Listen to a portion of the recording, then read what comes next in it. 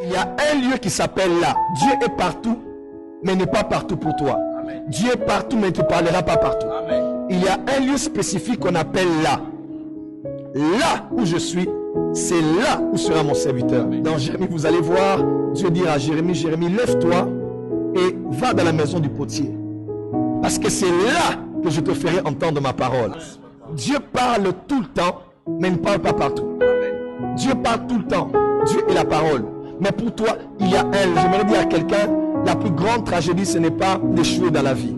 La plus grande tragédie, c'est d'être là où ton maître n'est pas. Dans Ézéchiel, il dit, descends dans la vallée, parce que c'est là que tu verras ma gloire. Il y a un là. Ce là, c'est l'aéroport dans lequel la gloire de Dieu va descendre. Amen. La visitation de Dieu va descendre. Amen. Ta bénédiction va descendre. Amen. Il a dit à Élie, va au torrent de Kérit. Parce que c'est là. Dieu pouvait pouvoir à Élie n'importe où. Il a dit, va au torrent de Kérit. Lorsqu'il est allé là, c'est là où était son Seigneur. Amen. Et là, il y avait une piste d'atterrissage. Le corbeau venait déposer la nourriture matin et soir. Parce que c'est là que Dieu le voyait. Dieu est partout, mais Dieu ne visite pas partout. Dieu est partout, mais il ne se révèle pas partout. Il y a un là où il va pouvoir. Il y a un là où il va subvenir à tes besoins. Il y a un là où il va te protéger. Quand tu es hors de cela, tu manques de provision, manque de protection et manque de récompense. Parce que c'était fini, Dieu a dit, je suis toujours au torrent de Kérit, mais maintenant, je ne suis plus là-bas. Amen. Va chez la veuve de Sarepta, parce que c'est là Amen. que j'ai ordonné à une femme de te nourrir. Là, c'est le lieu où Dieu a prévu de te rencontrer. Et Jésus, lorsqu'il partait, il a dit à ses apôtres, ne vous éloignez pas de Jérusalem. N'allez pas ailleurs.